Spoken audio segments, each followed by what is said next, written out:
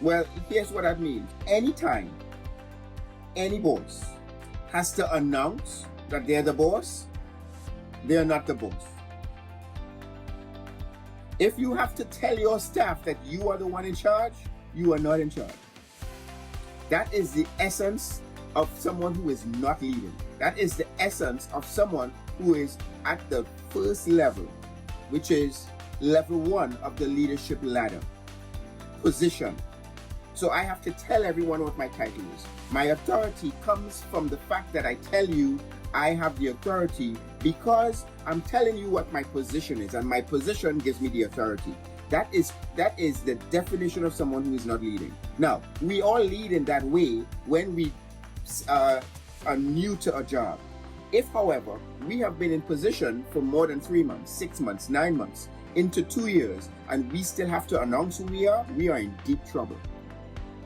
My recommendation to you is, if you are communicating with someone who is like that, then that person is either 1, brand new, 2, incompetent, 3, insecure, and your job in that environment is to make that person more competent, less insecure, and help them to be successful.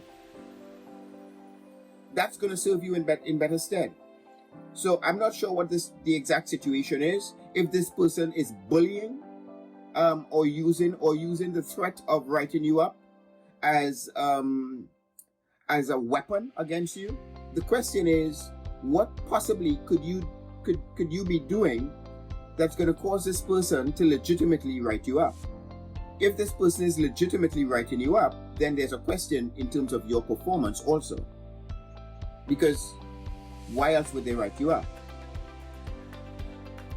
If I'm asked to do things that are outside my job description, that is more than I'm asked to do, first of all, I would do it. That's number 1, because that's part of getting into your boss's inner circle. But we'll talk about that next week, in much greater detail. That's number 1. Number 2, part of the process of leading up is communicating in a language that your boss understands. So, if this person is giving you work that you think is impossible for you to get accomplished in the time allotted, then it means what you're saying to me, what I'm hearing, correct me if I'm wrong, is that they're giving you multiple things to do and you just have limited amounts of time.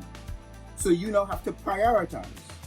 And the goal is to prioritize based on what this person prioritizes.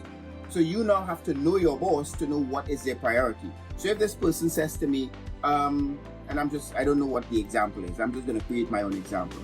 So if this person says to me, Dwayne, I need you to get this report done. I need it done by Friday afternoon at 5 o'clock. And I also need you to communicate regarding the next conference call, and I need you to make sure that you get a response, and I need you to get that done within the next 2 hours. And I need you to pick up my dry cleaner. And then when you're done, I need for you to have a meeting with your team, and now they're giving you a whole bunch of things to do. So now your job is to prioritize.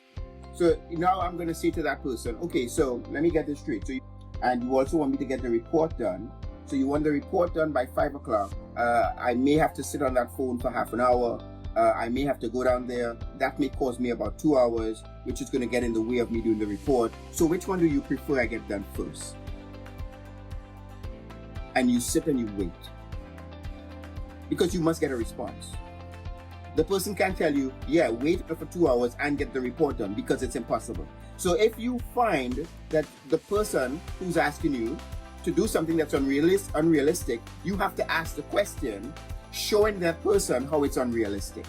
You can't say, I can't get it done, I don't have time. That's not an answer for your supervisor. Because your supervisor probably got promoted because they were able to balance their time. So you now have to be as accommodating as possible, do as much as is possible in that time frame, and when it becomes totally impossible, you have to communicate that in a language that forces your boss to prioritize for you. And you do that every time. If you keep saying, I don't have enough time, I can't do that, I can't do it, then you become the negative person who your boss doesn't like, and then they say to you, if you don't get it done, I'm just going to write you up. He's not happy, you are not happy, the job doesn't get done. It's a lose-lose-lose proposition. You could create a win-win proposition. You just simply need to force this person to prioritize for you. Now, what it's going to do for you also is when you do that and you communicate to your boss like that, it's also going to force you to do more than is expected.